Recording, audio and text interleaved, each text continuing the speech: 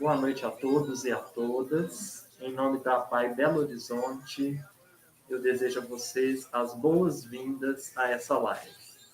Eu sou Geiverson Mendes, sou psicólogo, especialista e mestre em análise do comportamento. Sou gerente de reabilitação intelectual do C4 de Contagem, que é um centro especializado em reabilitação, administrado pela APAE de Belo Horizonte, em parceria com a Secretaria Municipal de Saúde de Contagem. Essa live de hoje foi uma live pensada com muito carinho pela equipe da APAE de Belo Horizonte, pensando principalmente em cuidar daquelas pessoas que cuidam, né? Pensando nos pais, nas mães, nos tios, nos avós, nos profissionais da saúde, nos pais e mães sociais e pensando em todos aqueles que desempenham este papel. Para a live de hoje, eu estou aqui com uma grande parceira de trabalho, que é a Ellen Maris, e que vai se apresentar. Boa noite a todos. Sou a Ellen, eu sou assistente social e estou à frente da Gerência de Defesa de Direito e Apoio à Família. É um prazer enorme estar com vocês. Espero que seja uma live que sensibilize e inspire a todas as pessoas que trabalham com uma pessoa com deficiência e sua família, que seja uma acolhida também, né, para todas as famílias atendidas por nós. E nós temos como convidada hoje uma pessoa muito especial, que é a Débora Chalfun. Ela é mãe da Cecília e pediatra. E ela vai contar para a gente um pouquinho da história dela. Olá, boa noite a todos. Obrigada pelo convite. Fiquei muito feliz de ser convidada para contar um pouquinho da minha história, né, do meu ponto de vista como mãe. Não só como médica, né, mais como mãe. Vou falar muito mais como mãe do que como médica. Querem que eu já comece a falar um pouquinho? Pode, Melhor Bel. começar a apresentação. Sim. Então, Jaderson, acho melhor você colocar a apresentação. Pode colocar, por favor?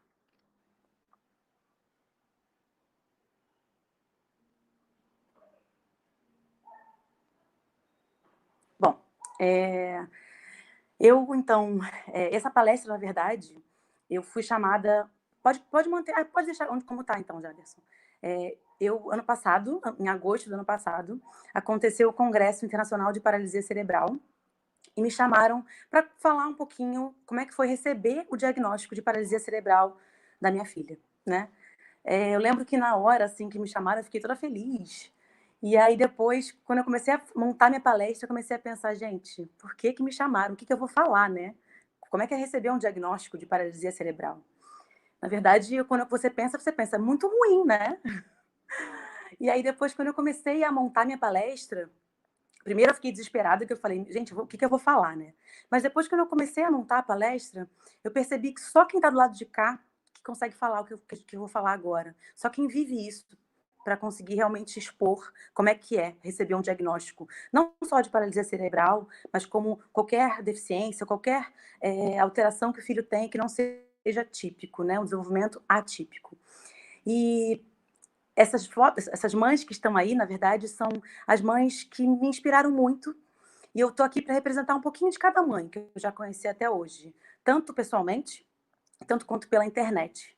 E depois que eu conheci essas mães, eu mudei muito como médica, porque hoje eu vejo, não que eu fosse uma médica que não desse razão aos pais, mas hoje eu vejo quantos pais conhecem o filho, né? Que na verdade quem conhece melhor a criança vão ser os pais.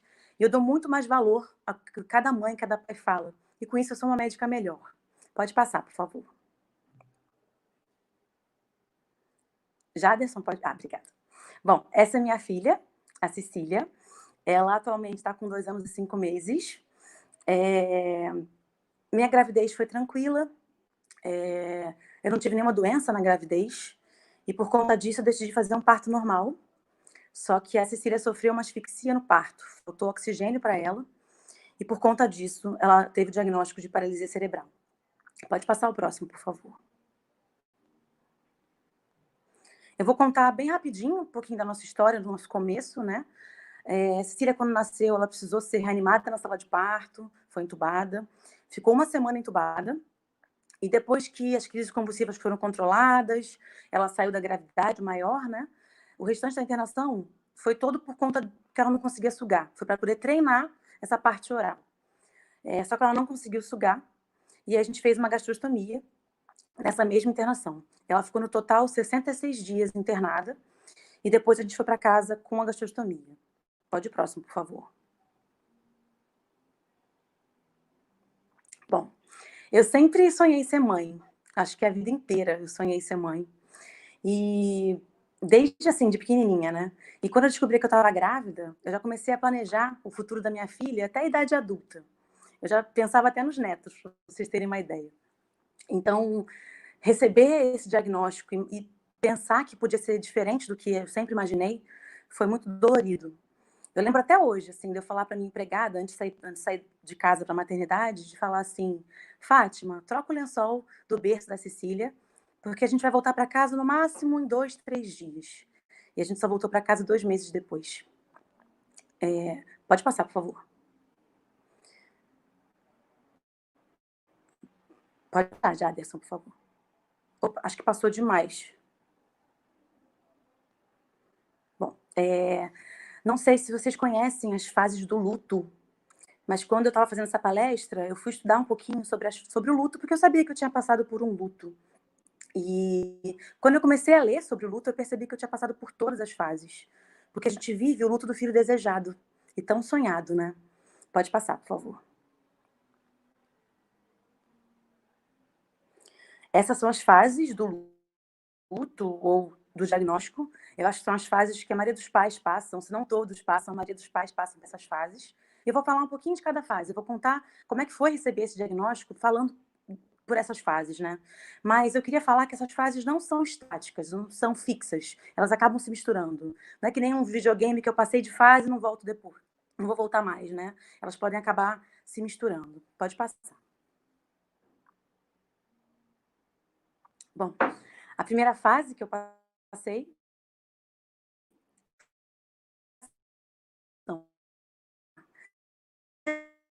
eu acho que para perceber as alterações da minha filha, mesmo sem os médicos falarem para mim. Eu já tinha notado que tinha sido alguma coisa mais grave. Só que a negação da minha família durou bastante tempo. Eu lembro que eles viravam para mim e falavam assim: calma, Débora, a Cecília mexe os bracinhos e as perninhas. Vai ficar tudo bem, pode ficar tranquila. Pode passar o próximo, por favor.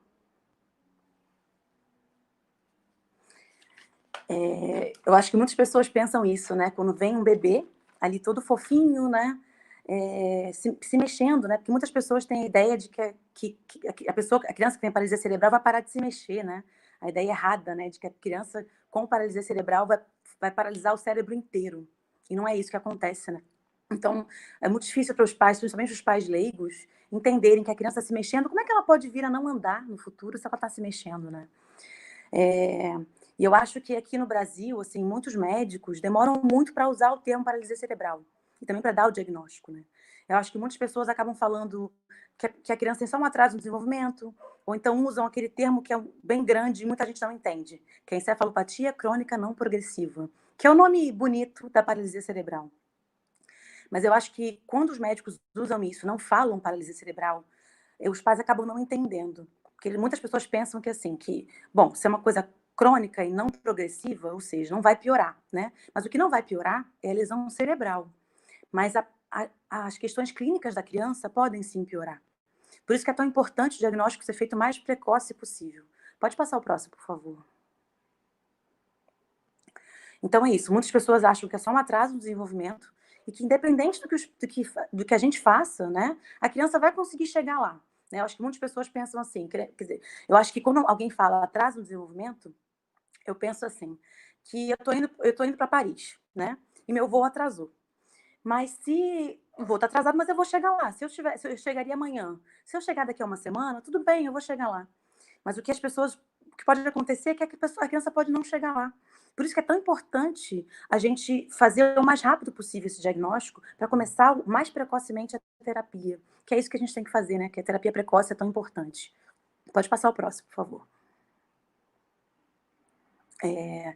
Eu acho que esse diagnóstico precoce é importante também, porque eu acho que muitos pais e mães, né, acabam ficando na inércia, assim, ficam paralisados, né, achando que o que eles vão, que só de levar para terapia, só de levar para terapia, né, todos os dias, já está tudo bem.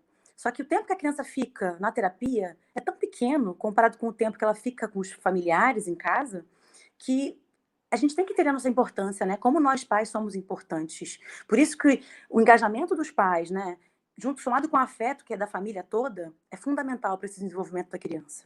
Pode passar, por favor. Bom, a próxima fase é a raiva. Eu acho que, assim, ver, né, outras crianças brincando, falando, andando, me trouxe raiva.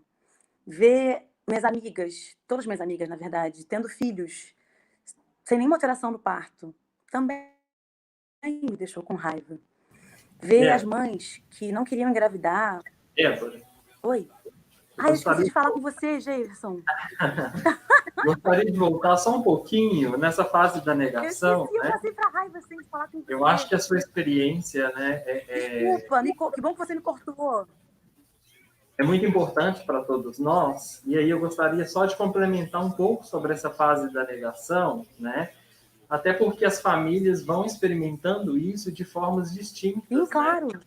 E, às vezes, em uma mesma família, Sim, independente da configuração dessa família, a gente percebe que o pai, né, experimenta diferente da mãe, que experimenta diferente dos outros filhos. Então, eu acho que esse é um fator importante a ser colocado aqui nessa fase da negação.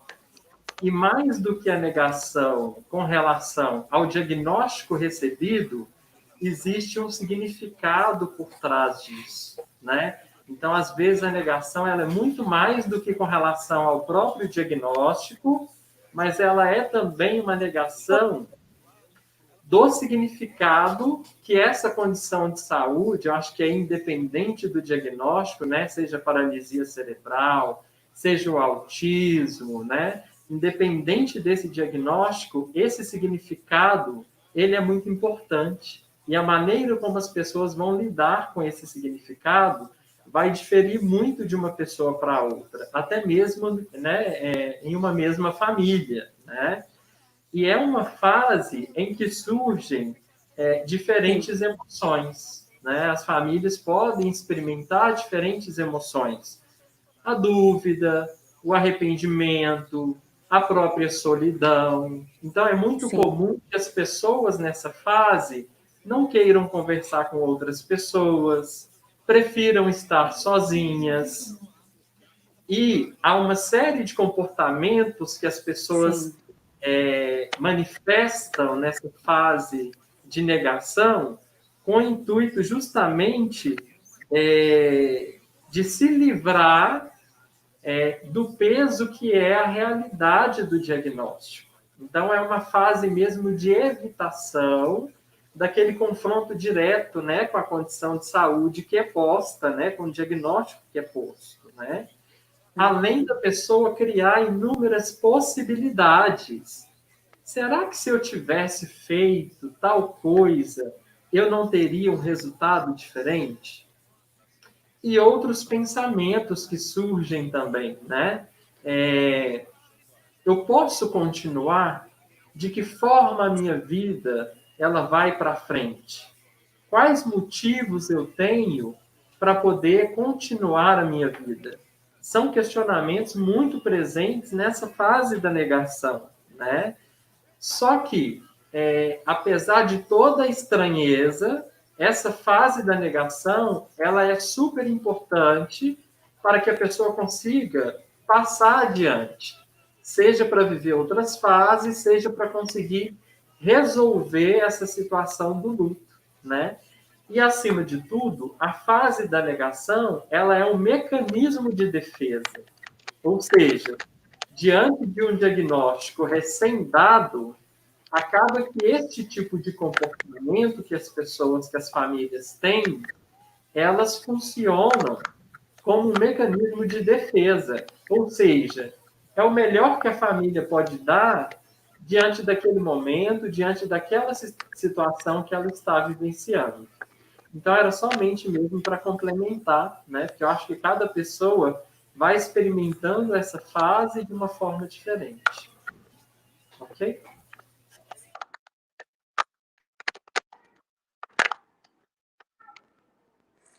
Acho que eles caíram, acho que sim, estava falhando um pouco para mim. Não sei se todo mundo conseguiu ouvir o que eles falaram. Eu acho que eles caíram.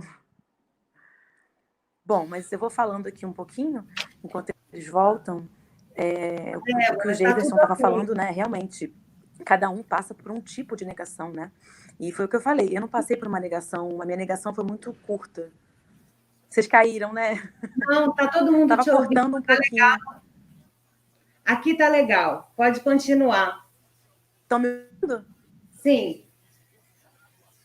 Eu caí ou vocês caíram? Vocês que Não, caíram ou ninguém eu caí? caiu. Tá ok.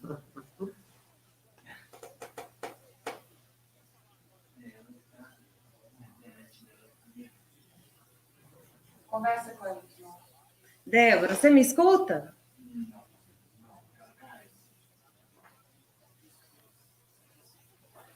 Um pouco. Eu não sei como é que tá para vocês. Débora, você me escuta?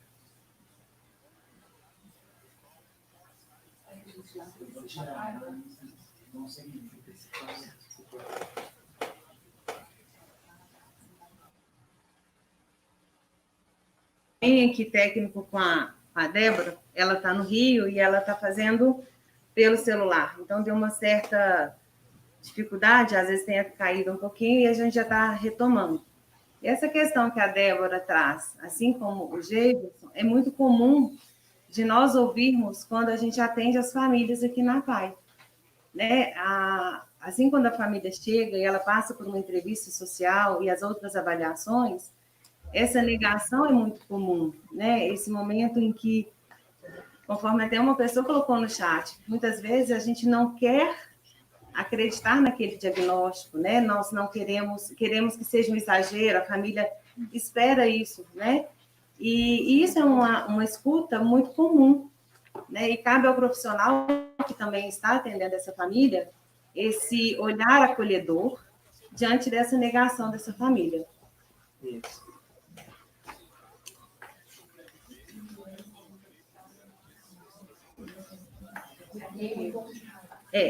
Tem uma outra pessoa, né, Viviane, que ela fala que ela ainda está nessa questão da negação, né? E o que a gente conversou com a Débora, e ela vai passar por isso, é que, como ela diz no começo, não é um jogo onde são fases que a gente pula, né? Às vezes, no decorrer de uma vida, a pessoa vai voltar nessa negação, né? Na raiva, nessas questões assim. E a Viviane coloca muito bem essa questão. Então, a Débora vai falar todo esse processo e que ele não é linear. Ele vai e volta a qualquer momento. Voltou, Débora? Tá tudo bem aí? Escuta a gente legal?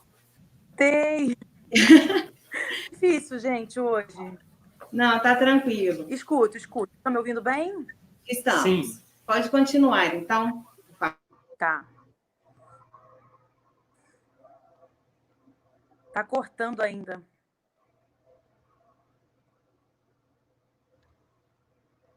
Acho que vai voltar a apresentação, né? Então vou voltar a falar, tá bem? Eu não consegui ouvir tudo que vocês falaram, cortou um pouco, mas eu vou voltar de onde eu estava, então. Qualquer coisa vocês podem me cortar, tá bem, gente? Bom, então estava falando um pouquinho da raiva, né? E aí a gente começa a se questionar de algumas coisas, né? Por que comigo? Por que com a minha filha? Por que eu não fiz uma cesárea em vez de um parto normal? A gente começa a se culpar por muita coisa, né? E aí eu comecei a ficar com raiva do mundo, fiquei com raiva de Deus. E principalmente, fiquei com raiva de mim. Eu acho que todas as mães acabam se culpando muito, né? Eu acho que nasce uma mãe, nasce uma culpa. E a gente carrega muito isso, né? Então, esse momento da raiva, eu fiquei principalmente com muita raiva de mim. Jefferson, quer falar alguma coisa antes de eu passar para a próxima fase?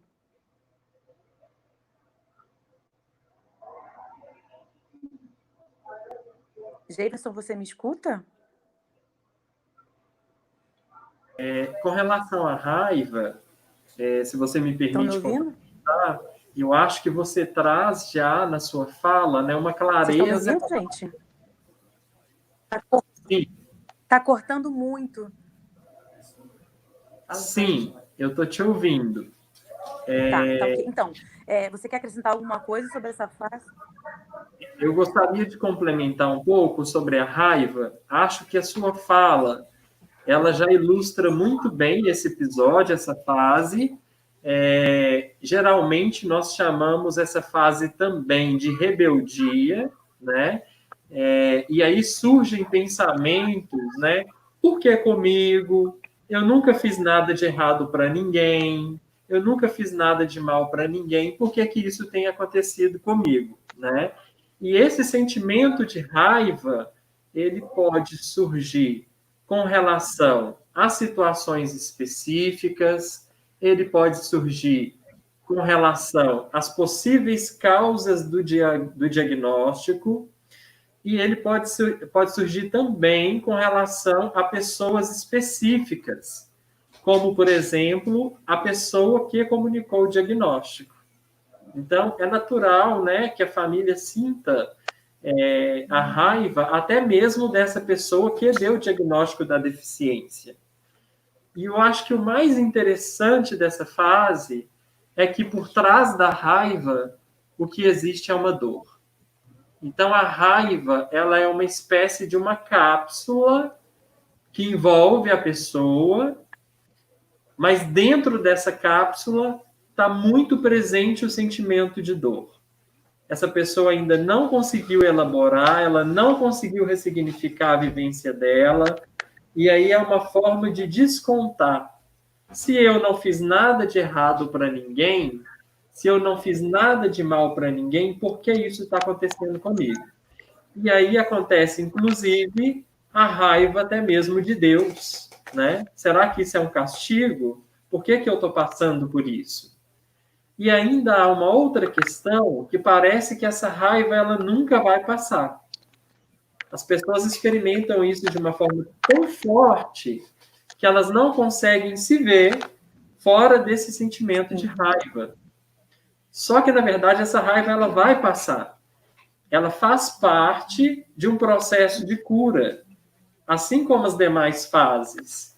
Então, assim, passa pela negação, entra na raiva, e aí vem outras fases, porém todas elas vão contribuir para que a pessoa consiga, de fato, sair dessa situação do luto, esse luto que é impactante, né, do momento do diagnóstico, porque não significa que isso não vai acontecer lá na frente, para situações específicas, mas é basicamente isso. E a raiva ela ainda pode servir como uma âncora para a pessoa seguir adiante, né? Então, era basicamente isso que eu queria complementar nessa fase da raiva.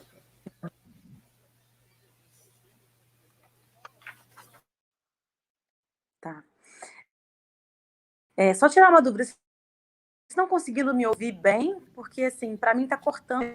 Senão eu posso tentar voltar, trocar meu 4G aqui de casa, em vez de sair do Wi-Fi. Está tranquilo, Débora. Nós conseguimos te ouvir perfeitamente. Pode dar continuidade no slide. Ah, ótimo. Então, tá ótimo. Tá bom. Então, Jaderson, você passa o próximo, por favor.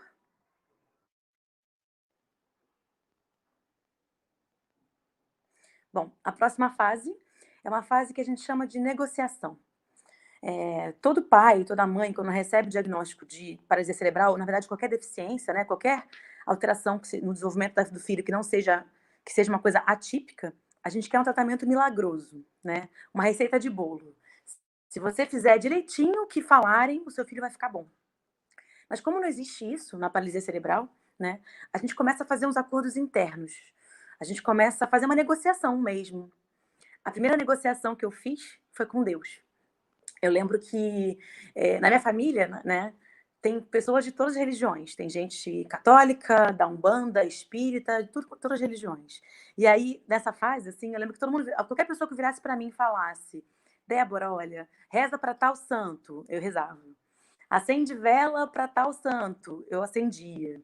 Então, eu tentei fazer uma negociação com todos os santos imagináveis, porque mal não ia fazer, né? A próxima negociação que eu fiz, na verdade, foi... Eu e o marido, na verdade, a gente fez uma outra negociação. A gente fez meio que um acordo entre a gente de que a gente ia tentar dar o nosso melhor pela nossa filha. Então, eu decidi pedir licença do trabalho e eu peguei da maioria dos meus empregos, eu fiquei só com um plantão e trabalhava só uma vez por semana, porque a gente achava que se a gente se dedicasse ao máximo a Cecília, ela também ia dar em troca o melhor dela, né? Pode passar o próximo, por favor. Bom, pode passar também, eu já falei um pouquinho sobre isso daí, eu acabei falando antes do slide. Bom, com o tempo, os nossos terapeutas foram passando vários deveres de casa para a gente. E a gente começou a transformar nossa casa num verdadeiro consultório, numa clínica de reabilitação. Não sei se vocês podem ver, a gente foi comprando vários materiais, porque a gente achava que a gente tinha a obrigação de estimular a Cecília a maior parte do tempo. Só que isso, pode passar o próximo, por favor. Com isso, veio a frustração, porque era impossível a gente conseguir fazer tudo que os terapeutas passavam, porque a gente não tinha tempo, né? E também era impossível a gente fazer do jeito que elas faziam, porque a gente não é especialista, a gente não tem a mão que elas têm, a gente não tem o conhecimento que elas têm. Então, com isso, a gente começou a ficar frustrado, né? De não tá dando o nosso melhor. Pode passar o próximo.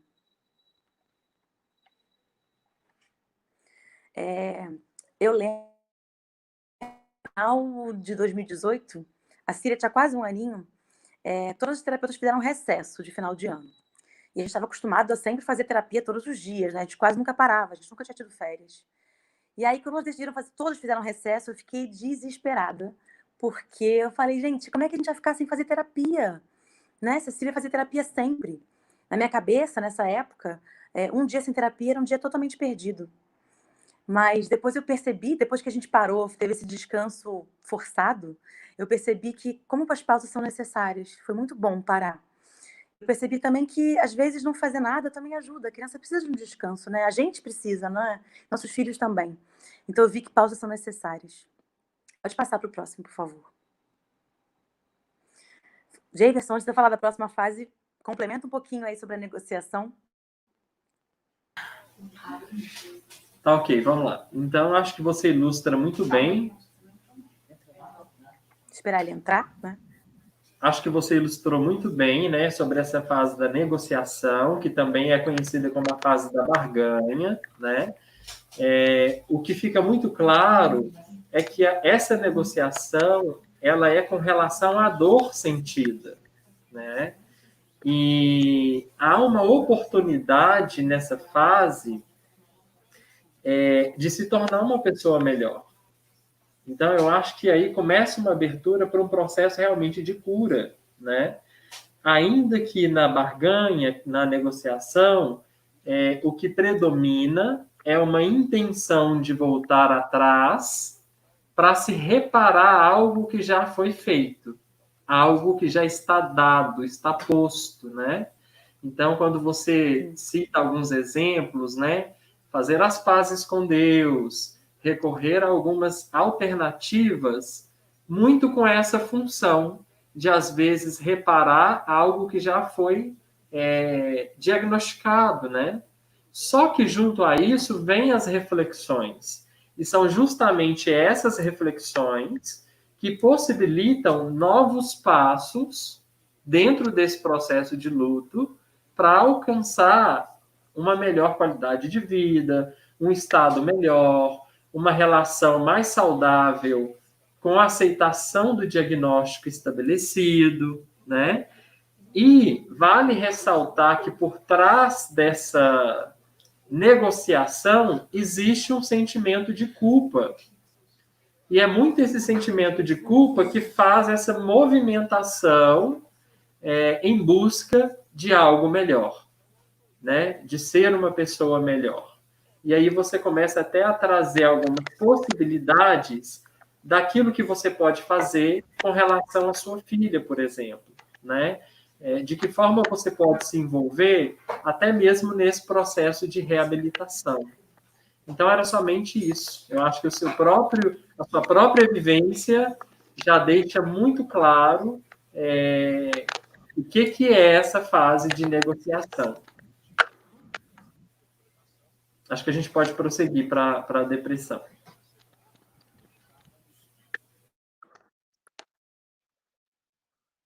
Bom, a próxima fase, então, foi a depressão. Pode passar o próximo.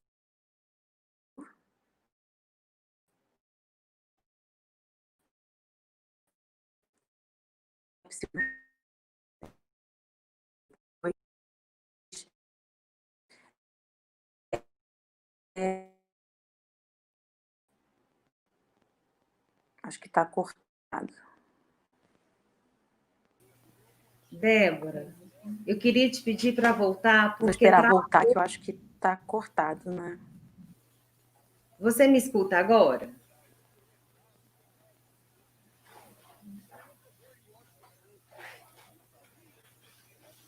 Nós estamos te ouvindo perfeitamente agora. Suelen, você me ouve? Suelen está me ouvindo? Porque eu só vejo a Suelen. Sim. Sim. Saia, né?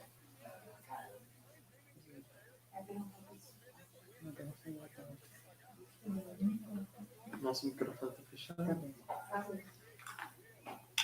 Algumas pessoas têm comentado no chat, né, algumas fases dessa questão mesmo da raiva, quando ela muitas vezes vem acompanhado de um diagnóstico sem possibilidades, né, sem trazer alternativas para essas famílias quando recebem esse diagnóstico, né? E é muito interessante a gente pensar na Débora, uma vez que ela também é pediatra, então ela também já deu muitos diagnósticos. E você está do outro lado realmente muito diferente. E uma outra questão que uma outra pessoa coloca, né, que a melhor terapia é a do amor.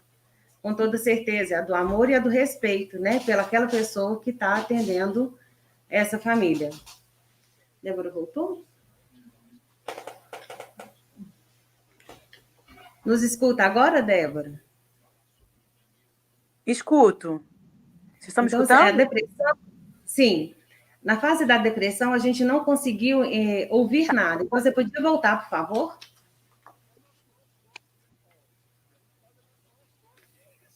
Tá, vou voltar para da depressão, então. Vocês estão ouvindo agora? Sim. Tá, então vou voltar. Bom, vou voltar da depressão. Então, nessa fase da depressão, eu lembro que a primeira coisa que eu falei para minha terapeuta, para minha psicóloga, foi que eu não conseguia imaginar felicidade no futuro próximo. Como é que eu vou ser feliz se a minha filha não é normal, né? Eu não gosto de falar essa palavra porque minha filha é normal, sim. Mas eu digo, será que minha filha não é neurotípica? Eu prefiro falar assim. Eu não conseguia ver felicidade, né, no futuro próximo. Pode passar o próximo, por favor, Jaderson.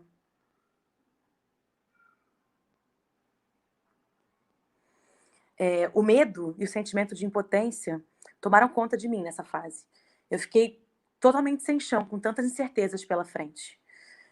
Eu lembro quando eu estava na residência de pediatria e eu tinha que escolher qual que eu ia fazer depois de pediatra. Neuropediatria nunca passou pela minha cabeça, assim, era das minhas últimas opções, porque pelo principal fato de eu sentir pena das crianças e seus familiares, e também achar que a comunicação com essas crianças fosse ser muito difícil. Então, nessa fase da depressão, eu comecei a sentir pena de mim, comecei a sentir pena da minha filha e do meu marido. Pode passar o próximo, por favor.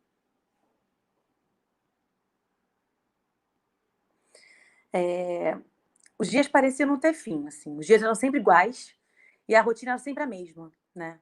E durante muito tempo, eu não conseguia ver melhora na minha filha, eu não conseguia ver evolução. Muita gente do meu lado falando o quanto ela estava melhorando. A Cecília é a primeira criança da minha família, ou filha de amigos próximos, a ter qualquer tipo de deficiência. E eu lembro, assim, que muitos chegavam para mim e falavam assim, eu imagino como deve ser. Mas não, as pessoas não imaginam. Só quem passa por isso realmente sabe como é. E achar identificação com os outros pais foi bem difícil. Eu lembro, um dia, tinha saído com algumas amigas, todas com filhos típicos, e elas estavam todas assim, reclamando. Meu filho está terrível, ele não para de fazer bagunça, sabe? Nossa, ele não para um minuto de correr. E eu fiquei me sentindo um peixe fora d'água, porque eu não sabia o que é aquilo. E eu queria tanto poder falar isso da minha filha, né? Então, os assuntos são outros, né? Então, assim, os nossos medos são outros, nossas ações são outras, e nossas alegrias também são outras, né? Então, achar identificação com outros pais, com outras mães, acaba sendo difícil. Mas eu comecei a me sentir reais e também a trocar nos intervalos das terapias. Isso é muito importante para mim. Pode passar o próximo, por favor. Eu acabei não falando de uma coisa. Então, essa busca por identificação, né, não foi fácil, mas eu tenho um grupo que eu acho que é muito legal, um grupo de mães, que é o Papo Especial. São 8 mães que a gente se encontra e também é um encontro aberto, né, para os outros pais e mães também poderem ir, para a gente justamente falar sobre a gente, para falar isso, né? Que a gente também precisa ser cuidado, né? A gente não só nossos filhos são atípicos, nós somos atípicos também, né?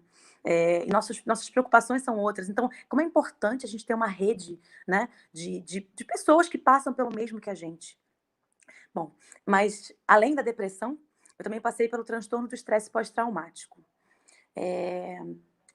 Eu lembro que por um bom tempo, assim, toda noite antes de dormir, a primeira imagem que vem na cabeça era da minha filha sem vida no meu colo. Minha filha veio pro meu colo quando ela nasceu. Então, eu ficava revivendo isso todos os dias mentalmente antes de dormir. E passei pelo pior pesadelo de qualquer mãe, né? Ainda fiquei revivendo ele por muito tempo. Então, ajuda profissional, né, de uma psicóloga e de um psiquiatra também, né? Porque eu precisei até me medicar. Foi muito importante nessa fase, porque eu tinha que cuidar da minha cabeça, porque eu tinha que estar bem para poder cuidar da minha filha, né? Então, isso me ajudou muito, assim, fazer terapia, né? Cuidar da minha cabeça foi muito importante. Pode passar, por favor, o próximo.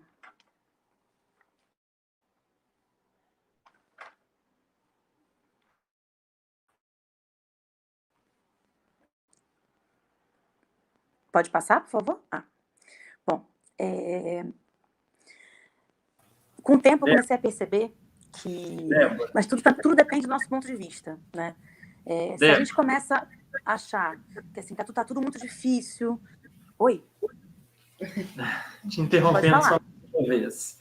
Eu acho que você traz pontos de reflexão pode muito interromper, pode interromper. Né? E com base nessa última fala sua, acho que fica muito marcado a importância do encontro de outros pais, até para gerar esse sentimento de pertencimento, né? É necessário uma identificação, porque a depressão em si, nem sempre ela vai ser patológica, até porque ela tem um surgimento nesse processo que é muito natural, né? E não sendo sempre patológica e independente disso, é importantíssimo, né, que haja o contato com outros pais que tenham passado pela mesma experiência que você, ou semelhante, né? Até porque o quadro de depressão, né, quando você está nessa fase da depressão, há uma clareza de que não há mais volta, né? Assim, o diagnóstico está dado, a situação é essa. Agora, o que se pode fazer? Quais são as possibilidades, né? E esse encontro com outros pais é muito pertinente para esse momento, né? Até porque um profissional de saúde virar para você e dizer que imagina sobre o seu sofrimento não procede, né? Somente uma outra pessoa que teve a mesma experiência que você será capaz, de fato, de compreender a sua dor, a sua dificuldade, os seus desafios. Então, pensando nisso, essa fase da depressão, ela é uma fase muito crucial, sabe? Como todas as outras, né? Mas acho que mais marcadamente fica aí essa dica de que é necessário aproximar de pessoas com histórias semelhantes, até para que haja um fortalecimento de vínculo e o fortalecimento, né? Acho que enquanto pessoa mesmo, para poder passar por esse momento, né? Sim. E, É Débora, fundamental, assim. essa vivência coletiva, nós percebemos aqui na PAI que é onde acontece a verdadeira empatia, né? É no grupo de famílias, é nas rodas de conversa, são essas situações coletivas com as famílias é que a gente percebe a perfeita e a empatia verdadeira, né? Conosco, né? Enquanto técnico, enquanto pessoas que trabalham, a gente respeita, a gente se solidariza, mas, no entanto, a empatia verdadeira acontece nessa identificação. E a fase da depressão, né? Acho que Com mais certeza. do que qualquer outra fase, ela traz sentimentos muito, muito fortes. Eu acho que a impotência diante de um diagnóstico estabelecido, né? À primeira vista, é um dos sentimentos mais marcantes, né? Assim como outros, a apatia, a melancolia, o isolamento, a tristeza. Então, é uma fase em que essa pessoa, de fato, precisa da ajuda de outras pessoas. E não de alguém que somente imagina a sua dor, mas de alguém que, de fato, tenha passado pela mesma experiência ou esteja passando por essa mesma experiência. Pode Com prosseguir. certeza. Não, isso é fundamental, né? Assim, porque a gente se sente muito impotente, né? Eu, assim, como médica, né? Eu não estava acostumada a não ter o que fazer, assim, né? A gente está acostumada a sempre tratar. Então, assim, e como mãe, me senti totalmente impotente diante da minha filha, né? Foi muito difícil. Por isso que eu acho que eu fiquei com uma depressão bem profunda, assim. Minha depressão foi difícil, sabe? E senti que não tinha melhor. Eu acho que o pior é sentir que não tem melhor no meu futuro, assim. Pensar no futuro e não ver felicidade. Para mim foi o mais difícil, assim. Pensar no futuro e só ver coisas ruins, sabe? Eu lembro que qualquer coisa que acontecia com a minha filha, eu imaginava que fosse ser o pior. Então, assim, ela fez a GTT, né? Fez a gastrostomia. Ela teve alguns granulomas ao redor, que é uma inflamação. Eu já pensava que ia acabar abrindo aquilo e ia começar a extravasar a dieta, porque eu já tinha visto isso acontecer com outros pacientes. Então, assim, tudo que acontecia com a minha filha, eu pensava que ia acontecer sempre o pior. Porque eu estava naquela depressão tão profunda que eu não conseguia enxergar melhora, só conseguia enxergar coisas ruins, né?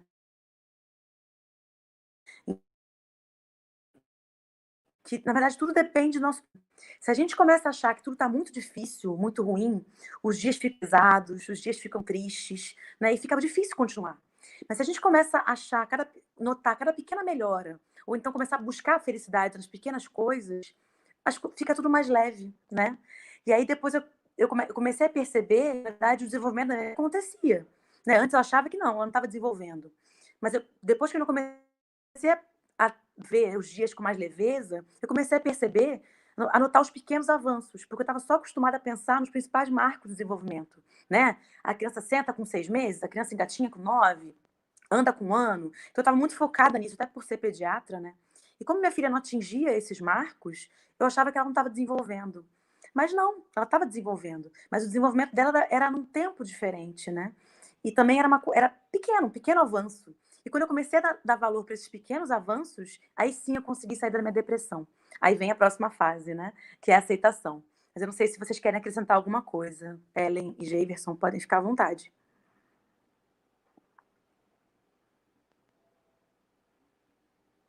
Essa fase da Querem falar aceitação, né? Assim, alguma coisa, gente?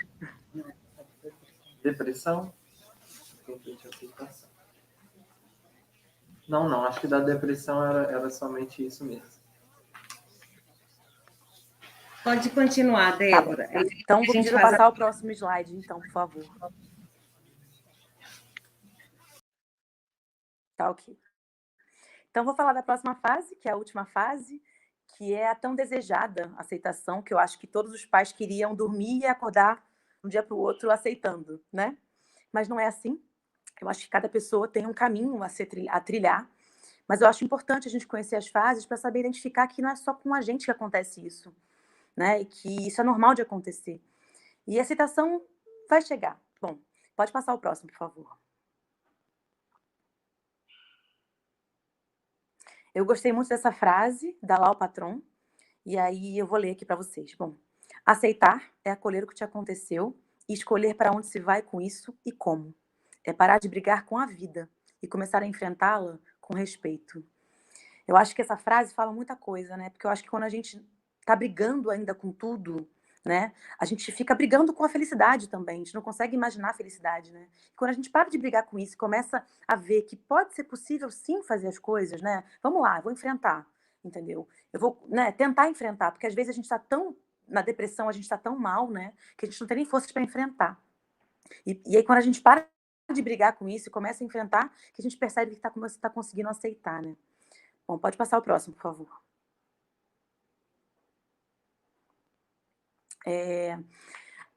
Em novembro de 2018, na verdade, eu fiz um curso de uma fisioterapeuta americana, até que ela veio ensinar pra gente, pra falar, era só para profissionais da área de saúde.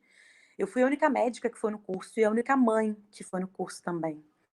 Eu fui lá porque eu queria aprender um pouquinho, né, sobre o que fazer com as crianças que são mais graves. Eu esqueci de falar, a minha filha, ela tem o nível motor mais grave, que é o nível 5. Então eu quis saber um pouquinho mais sobre isso. E eu achava que eu estava preparada para ouvir tudo que ela tinha para falar, porque ela foi muito dura. Na verdade, não foi dura, ela foi muito técnica, né? Então, ela não estava lá para falar para pai, ela estava para falar para profissionais. E eu achava que eu estava preparada, né? Mas eu não estava preparada. Porque, como médica, a gente é ensinado a lidar com estatísticas, prognósticos, né? Ver as coisas mais rígidas, assim, né? Mas como mãe, não, né? Então, assim, foi muito difícil ouvir muitas coisas que ela falou. Pode passar o próximo, por favor. Mas esse curso, eu consegui entender que eu conseguia, assim, juntar razão e emoção. E elas podiam se encaminhar juntas, porque na minha cabeça era muito difícil ainda lidar como médica, né? Tentar buscar prognósticos, tentar buscar estudar. Teve uma fase que eu queria estudar muito. Então, e teve uma hora que eu tive que parar de estudar, porque foi muito difícil ouvir não, ler sobre prognósticos, né? Sobre possíveis prognósticos da minha filha. Mas depois, com o tempo, eu fui vendo que eu conseguia, sim, saber lidar com a razão e com a emoção. Na verdade, esse curso que eu falei, né, foi muito importante para mim, porque minha aceitação começou ali. Quando eu vi um videozinho, que eu não sei se vai conseguir passar, eu espero que consiga passar. Pode passar o próximo. É esse vídeo, ver uma menininha linda dançando no andador, toda feliz. Ela estava participando de um concurso, não sei se vocês vão conseguir ver. Eu acho que o som não tá bom. Ela tá dançando uma música do Michael Jackson. Ela tá toda feliz, a plateia inteira aplaudindo ela. E ela estava ali no andador. Então, esse curso foi tão importante para mim, que eu consegui perceber que minha filha não precisava andar sozinha para ser feliz. Olha que linda, gente.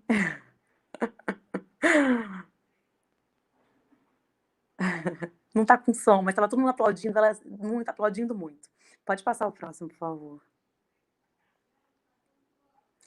Ali, nesse vídeo, né, nesse curso que eu falo que começou a minha aceitação, eu percebi que eu não podia condicionar minha felicidade ao fato da Cecília andar, falar ou comer. Ninguém pode ser responsável nenhum ser humano pode ser responsável pela felicidade de outro ser humano. E eu não podia jogar essa culpa, essa responsabilidade nas costas da minha filha, né? Eu acho que muita gente pensa assim, muitos pais pensam assim: eu vou ser feliz quando minha filha fizer tal coisa, né? E eu acho que não, a gente tem que ser feliz agora. A gente tem que ser feliz no caminho, né? No processo. Porque e se minha filha não andar? Se minha filha não falar, quer dizer que eu vou ser infeliz pro resto da minha vida? Então eu percebi, por isso que mudou muito meu pensamento ali. Porque eu percebi que eu tenho que viver o hoje, sabe? Pode passar o próximo, por favor. Então eu percebi que eu comecei a dar valor às pequenas coisas, sabe? Eu comecei a dar valor ao dia de hoje, ao presente. E parar de viver o futuro. Porque toda vez que eu ficava pensando no futuro, eu ficava muito mal, né? Então, a minha filha me faz ser uma pessoa melhor a cada dia, né? E ela me fez mudar muito de valores. Ela me fez cada vez mais, a dar menos, cada vez, né? Me dar menos valor a julgamentos, a aparências, às questões financeiras. Pode passar o próximo, por favor.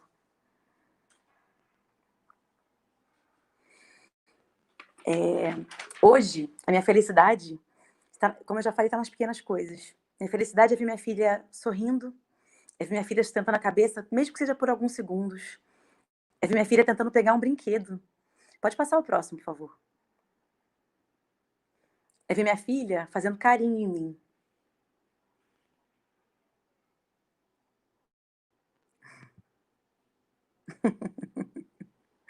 Tá sem som também, mas aí eu peço: "Faz carinho na mamãe, filha", ela vai e faz carinho. Eu tinha chegado de um plantão, ela cheia de saudade de mim, começou a fazer carinho em mim. Não tem como não ser feliz com essas pequenas coisas que, na verdade, pra gente, pra mim, isso não é pequeno, isso é enorme, né. E quando eu comecei a dar valor para essas pequenas coisas e ver o quanto elas são importantes, né, aí sim eu comecei a aceitar melhor. Pode passar o próximo, por favor. Eh, eu eu falei, né, que na verdade eu tinha pena das crianças, né, antes de ser mãe, né, dessas crianças que têm qualquer alteração, qualquer deficiência. Mas hoje eu percebo, eu não tenho mais pena dessas crianças. Eu tenho muito orgulho. E eu vejo o quanto a gente pode falar sem pronunciar uma só palavra. O sorriso é uma linguagem universal e o amor não precisa de voz. E eu recebo todos os dias um "eu te amo", só que com os olhos. Eu acho que nessa foto daí eu consigo, é tão nítido pra mim, sabe, que minha filha tá olhando pra mim, tá falando: "Mamãe, eu te amo", sabe. Isso pra mim é tão incrível, sabe. E então a gente começa a valorizar pequenas coisas tão, né, que são tão grandes. Pode passar o próximo, por favor. Mas também a aceitação não acontece de um dia para o outro, que nem eu falei. Ela vai acontecendo aos poucos e cada um tem seu tempo, né. Eh, Pode passar o próximo.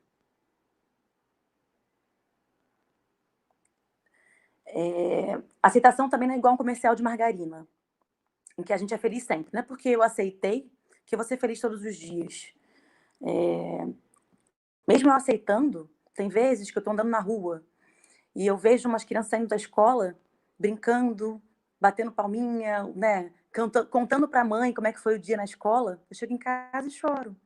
Para mim, o que foi mais, uma das coisas que é mais difícil são as festinhas de criança, onde você vê todo mundo brincando, cantando parabéns, né. Eu lembro que quase todas as festinhas nesse primeiro ano de vida da minha filha, quando eu chegava em casa, eu chorava. Ia para o chuveiro, eu chorava, porque era muito difícil essa comparação, a comparação com a outra criança, né.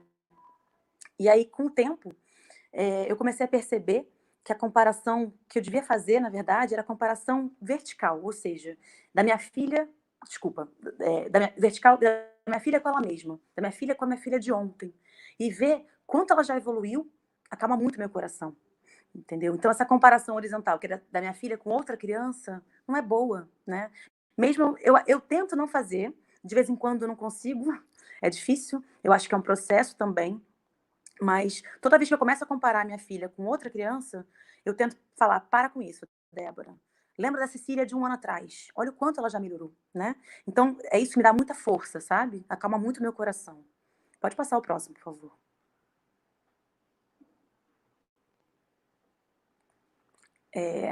Minha filha deu o primeiro sorriso com 9 meses. Um pouquinho antes disso, ela começou a sorrir com os olhos. Essa foto da esquerda, eu acho que dá pra perceber isso. Não dá pra perceber que ela tá sorrindo com os olhos? A gente chamava que ela fazia uma carinha de felicidade. E aí o primeiro sorriso espontâneo dela foi para um espaçador, aquele espaçador de fazer nebulização. Ela viu, de repente começou a sorrir, foi exatamente essa foto, a gente conseguiu filmar. E, às vezes, quando eu tô triste, eu penso o quanto eu já pedi por esse sorriso, sabe. E aí me acalma muito pensar que minha filha sorri hoje em dia o dia inteiro, que ela me acorda com um sorriso lindo todos os dias. Então isso para mim acaba sendo um trabalho, sabe, um exercício diário, mas que me ajuda muito. Pensar o quanto esse sorriso foi importante, quanto eu pedi por ele e ele tá aqui. Pode passar o próximo. Ah, e é importante falar isso, que cada criança é única e tem o seu próprio tempo. Então, comparar com outra criança é muito desleal com nossos filhos, né? E é muito duro pra gente. Pode passar o próximo.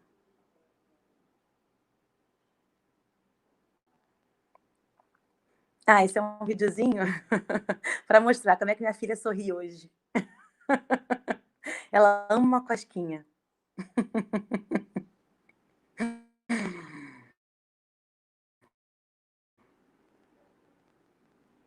Ah, vai cortar um pouco devagar.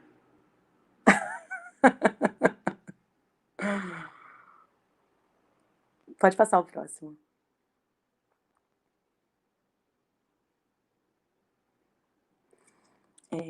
A gente já passou por muita coisa. Eu podia ficar aqui falando o dia inteiro da minha filha para vocês. Mas uma coisa que eu quero falar é que nenhuma tempestade dura para sempre. Por mais que a gente ache que a gente tá, né, que não vai passar, que a gente não vai conseguir passar por isso, a gente começa a se adaptar. Graças a Deus, a gente é muito adaptável. E com o tempo, a gente vai se adaptando a tudo. Né? Isso daí é uma foto da minha filha no carnaval, vestida de palhacinha, com a sua de TT de fora, né? Com o seu bottom ali. E as pessoas olhavam para ela assim, e a gente não estava nem aí. E nem ela. Nenhuma tempestade dura para sempre. Pode passar o próximo.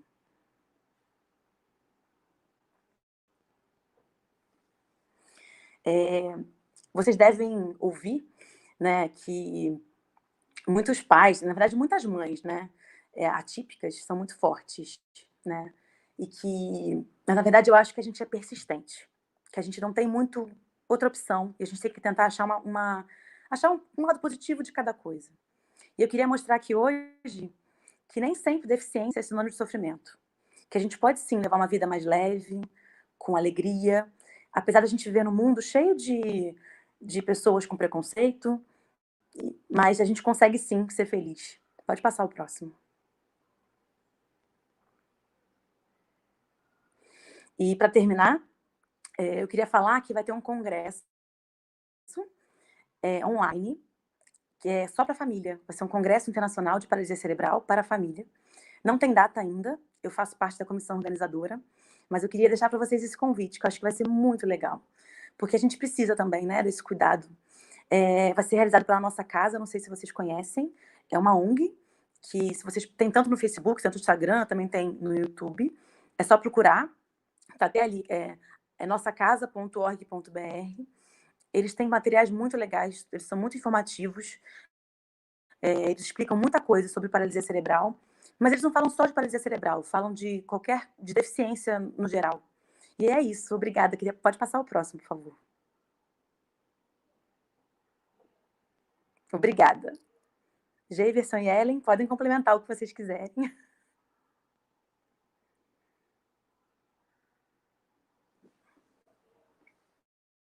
Do luto, muito importante, eu acho que foi muito rico com os seus exemplos, com a sua própria experiência, né?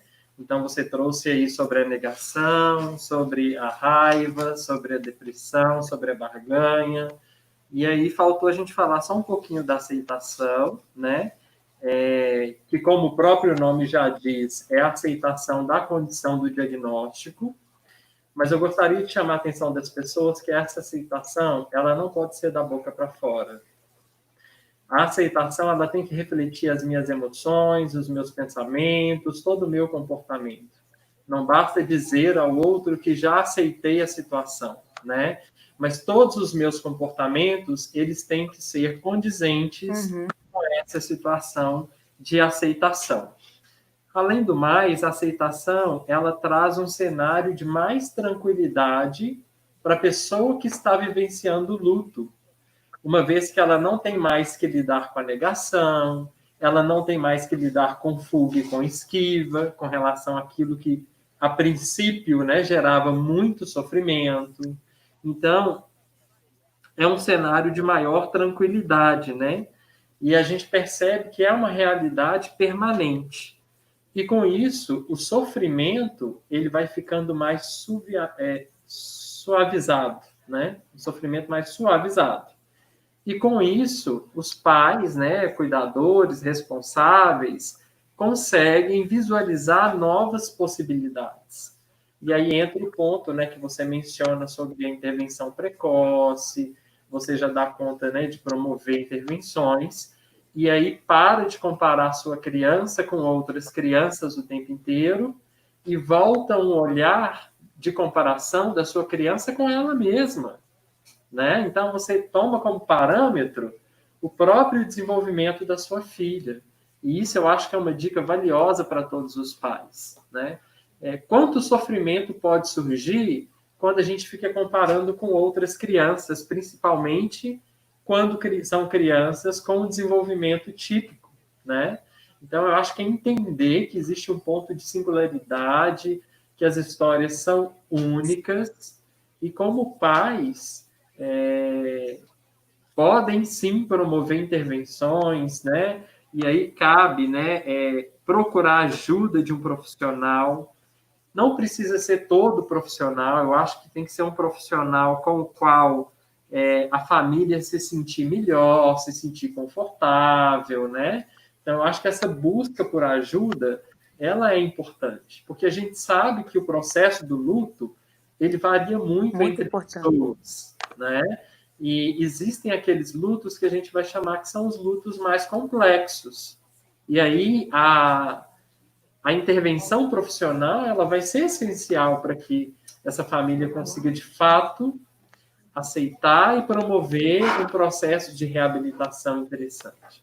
Então, eu gostei muito quando você falou um pouquinho aí sobre a intervenção precoce. Eu acho que esse olhar precisa ser sustentado e cada vez mais discutidos, né? Então, é basicamente isso nesse momento. Eu gostaria, Débora, de colocar duas questões, né? Uma é em relação aos profissionais, né?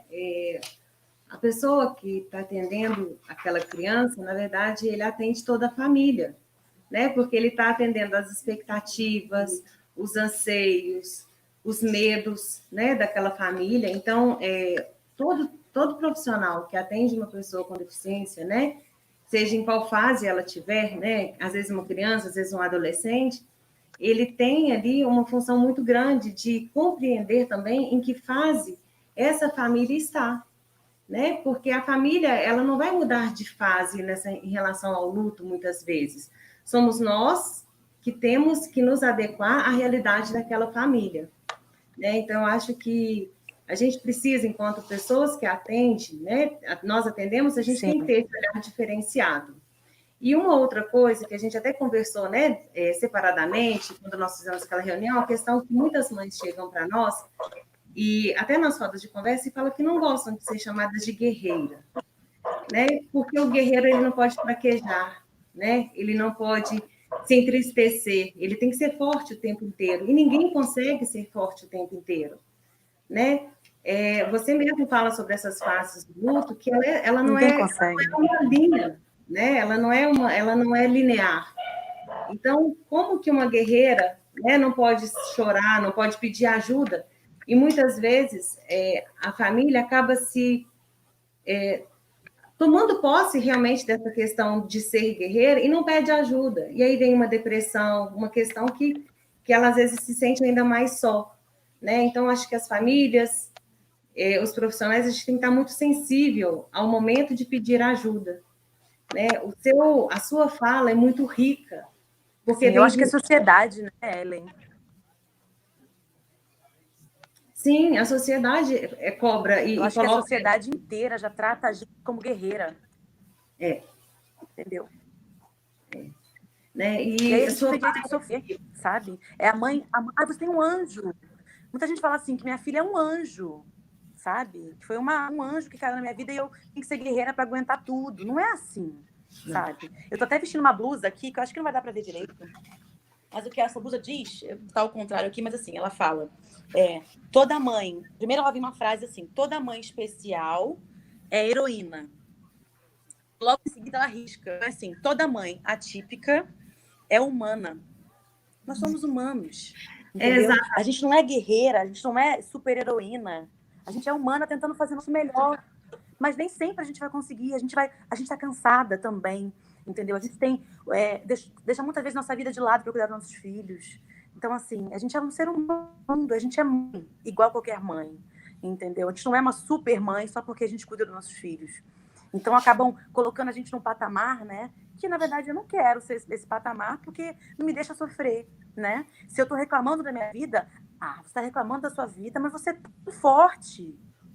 Mas não tem que ser forte o tempo todo, né? Eu acho que ninguém tem que ser forte o tempo todo. E eu acho que aí a gente acaba cobrando muito e acaba exatamente o que você falou. Às vezes a gente não vai pedir ajuda porque não, eu tenho que dar conta.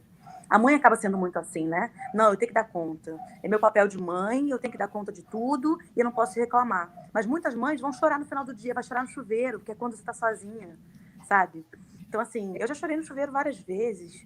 Então, eu acho que tem que se cobrar menos, entendeu? Porque a sociedade cobra muito da gente. Se a gente se cobrar também, aí vai ter um elefante nas nossas costas, né? Por isso que é tão importante pedir ajuda e conversar com outras mães. Eu tô falando muito de mãe, tá? Mas eu acho um pouco injusto também. Eu sei que a maioria, né, acaba sendo a mãe que cuida. Mas, por exemplo, eu tenho o meu marido é um super pai, assim, que ele faz tudo, entendeu? Eu não vou falar que ele me ajuda, porque não existe isso aqui em casa. Ele cuida como pai. E a gente divide tudo, entendeu? Então, assim, mas a gente acaba falando muito da mãe, né? Eu não quero que os pais acabem se sentindo mal, né? Menosprezados, mas infelizmente, pelo menos aqui no Brasil, a maioria dos cuidadores são as mães. Sim. Hoje, aqui na sede, né, na PAIC na sede, a gente pode dizer que 98% dos responsáveis são mulheres, né? São mães, são irmãs, são avós, né? E isso é uma verdade. Temos pais Sim, muito ativos também, mas é claro que uma responsabilidade, parcela muito grande fica para a mulher, né, assumir essa questão. E assim, a sua fala ela é muito rica, porque ela é muito próxima ao que muitas famílias relatam e muitos técnicos escutam, né? Muitos profissionais escutam. Dessa questão da sobrecarga, né? Das fases da frustração, da aceitação, da depressão.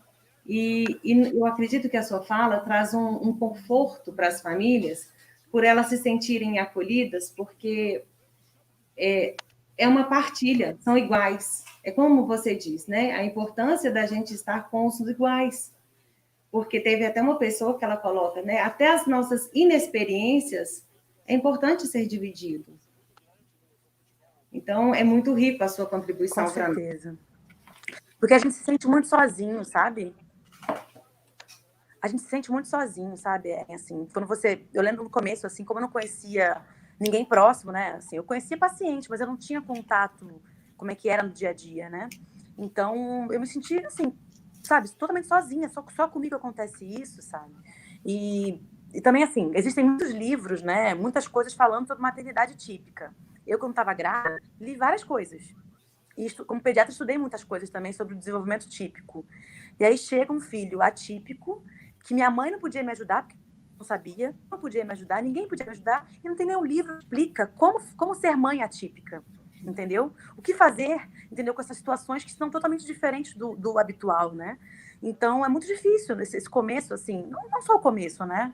Mas, por isso que eu acho importante, quando eu li um pouco sobre o luto, e eu me identifiquei com essas fases, eu achei bom falar sobre isso, porque às vezes você não tem nem ideia do que você está passando. Quando você sabe que a maioria das pessoas passa por isso também, você se sente assim, bom, eu não estou sozinho nisso, entendeu? Então é um acolhimento também, você conhecer essas fases e saber que é normal passar por isso, né? E tá tudo bem passar por isso. Mas vamos passar juntos, né? Eu acho que isso que é importante, esse acolhimento. Durante a sua fala, chegou para a gente um comentário, né, que eu acho que tem tudo a ver, que é a frustração quando o desejo dela, mãe, não é alcançado por ele, filho, né? E acho que a sua fala, ela traz muito isso para a gente, no sentido de ressignificar, né? Cortou um pouquinho. Vou repetir. Você pode repetir, Jair? Posso. Apareceu para a gente uma fala no sentido da frustração de uma mãe quando o filho, na verdade, não faz aquilo que ela desejava. E aí entra aquele ponto de ressignificar as vivências, né? Porque a gente está falando de uma mãe que planejou, que pensou e que esperou um filho ideal, né? E quando, na verdade, ela se depara com uma condição de deficiência, de um atraso, né? Isso vem por água abaixo, né? Então, assim, eu acho que essa live, ela traz essa importância, Sim. no sentido da gente refletir que a gente não pode a todo instante colocar a nossa felicidade nas mãos do outro, né? Então, eu gostei muito dessa parte, dessa sua fala. Sim.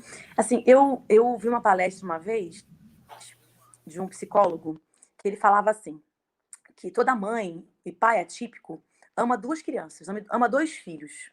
Ama o filho que ele sempre sonhou e ama o filho atual, o filho que ele tem, né? Estão me ouvindo? Sim? Ah, tá. Então, vou continuar. Então, ele ama dois filhos, né? O filho que ele tem e o filho atual. Filho dele é o filho que ele sonhou, filho atual. E aí, quando o filho nasce, né? Quando a gente tem, na verdade... Nasce não, quando o filho tem esse diagnóstico, a gente fica pensando muito no filho que a gente tanto desejou, né? Então, a gente fica amando mais aquele filho que a gente desejou, né? E aí, com o tempo, a gente vai começando a amar mais o nosso filho.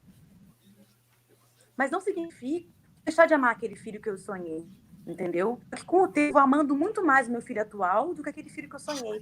Mas assim, que nem, por exemplo, o meu avô é igual um luto, né? O meu avô faleceu e eu morei um tempo com o meu avô, então eu era muito apegada a ele.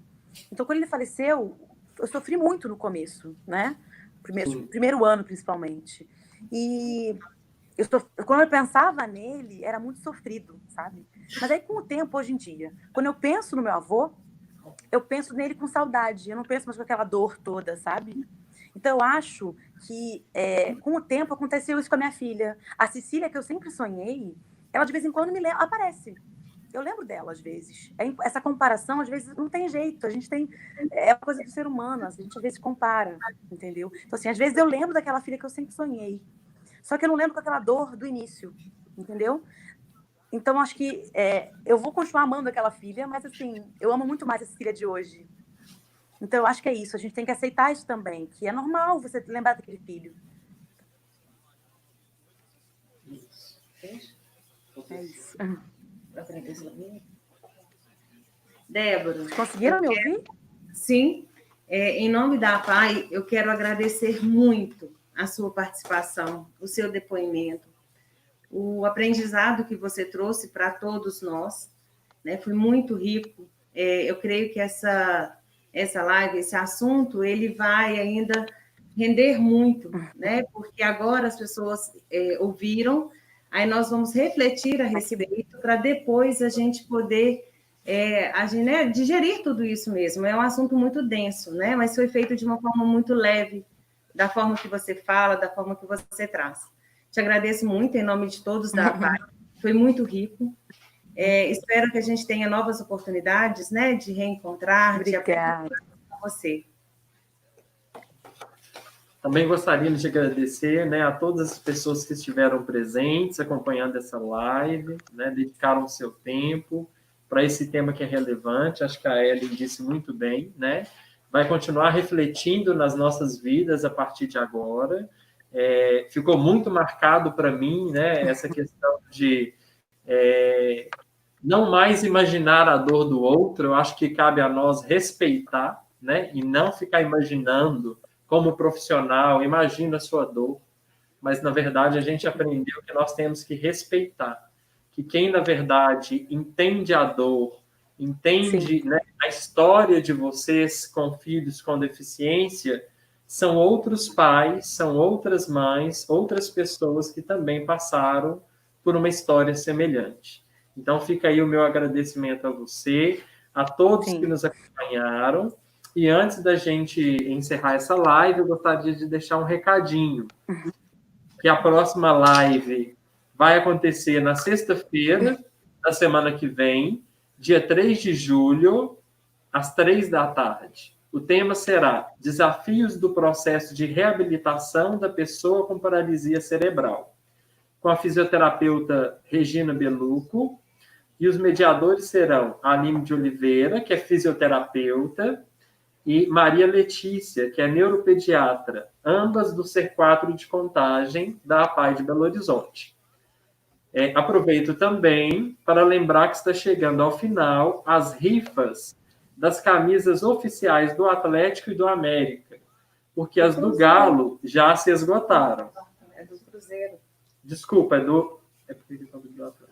é do Cruzeiro e do América, porque as do Atlético já se esgotaram. Agora é a vez de cruzeirenses e americanos empatarem esse jogo. Escreva agora mesmo para o nosso WhatsApp, vai aparecer aí na telinha para vocês, e imediatamente entraremos em contato com vocês. Cada rifa custa o valor de R$10, e toda a renda será revertida para o pagamento de despesas da APAE de Belo Horizonte. Ainda restam 20 rifas do Cruzeiro e 52 do América. Lembrando que somos todos do time da APAE de Belo Horizonte. Então, mais uma vez, muito obrigado a cada um de vocês. Muito obrigada, viu, a todos. E você, Débora? Gente, muito obrigada. Muito obrigada, viu? Boa noite a todos. Foi ótimo. Tchau, Boa tchau. noite. Tchau. Tchau.